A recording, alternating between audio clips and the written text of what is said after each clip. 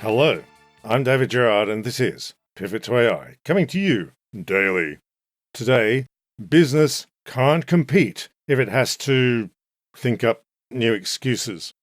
We covered the SaaS apocalypse last week, where a pile of software as a service companies were badly overvalued, and this mini bubble popped and their stock prices went down. It was blamed on the magical power of AI. The idea was that companies would replace all their really quite complicated enterprise software by vibe coding it in-house. Like, you can see why someone might think that. There's a lot of idiots who should frankly know better who are sure AI will replace all computer programming right now. They're sure it can't replace their job, of course. Those are special. What's happening is that AI is an excuse to fire people. Tech overhired over the past 2 years, so now they're overfiring.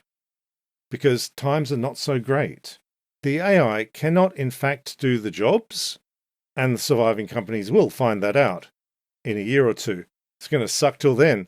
But, we'd need CEOs to plan more than a quarter ahead. So AI turns out to be a great all-purpose excuse for any business number going down. After the software companies went down, the market, which is usually on crack, went looking for something else to panic about. This has a name. It's the AI scare trade. Let's see what there is. Spin the wheel and see what turns up. It's commercial real estate. Yeah, really. Commercial real estate stocks took a big dip last Thursday, 12th February, and they're trying to blame AI. Here's the Financial Times. Quote, AI's potential to replace a range of tasks in so-called knowledge sectors and lead to swathes of job cuts has also sparked concern among investors in property groups that demand for offices could fall. Unquote. AI will just replace all the workers and office rentals will vanish. So we got to sell now, okay? The commercial real estate sector was overheated already by the late 2010s. The COVID pandemic lockdown in 2020 led to massive work from home, and suddenly all those office buildings were looking a bit surplus. Right now, there's a lot of loans coming due for these half-empty office buildings and factories too, and so on. It's sort of amazing these overstretched companies kept stringing along their problems as long as 2026. But now they can say it wasn't just they had terrible business judgment. No, it's the AI. Who else is there who could blame AI? Oh look, it's long-distance trucking. Yeah, that took a big dip on Thursday as well. Trucking. Nothing as sensible as, say, an advance in self-driving or something. In this case, it was one tiny company called Algorithm who claimed a fabulous advance in operational efficiency with AI. Algorithm said, quote, its semi-cab platform in live customer deployments was helping its customers' internal operations to scale freight volumes by 300% to 400% without a corresponding increase in operational headcount. Unquote. Algorithm went up 12%. A pile of other trunking companies went down. So who is Algorithm? They used to make karaoke machines.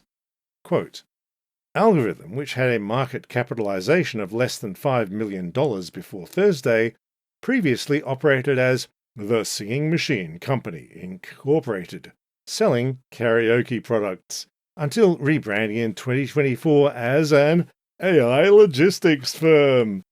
The company reported less than $2 million in sales for the quarter ended September 30th, with a net loss totaling nearly $3 million for the period. Unquote.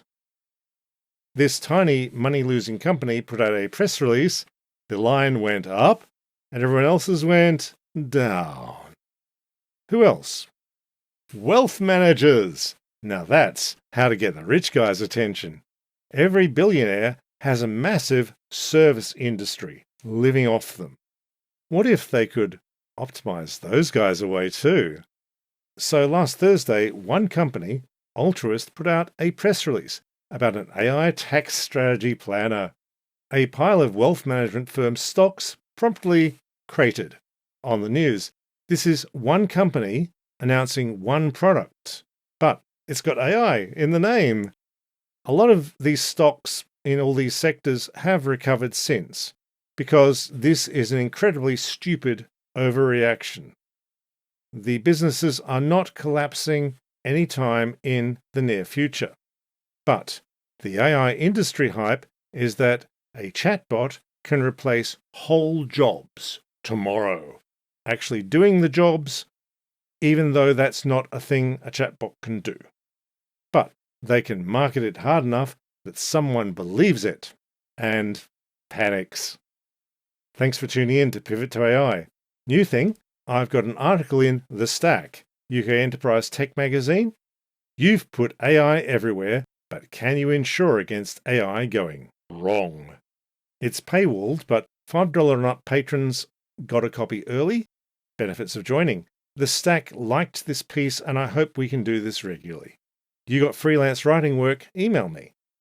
Anyway, please forward this episode of Pivot to AI to that worried day trader in your life. Hit like and subscribe on YouTube, leave a nice review in your podcast, and don't forget to drop $5 in the Patreon linked in the show notes so you can get these occasional treats. Thank you all. I'll see you tomorrow, and bye for now.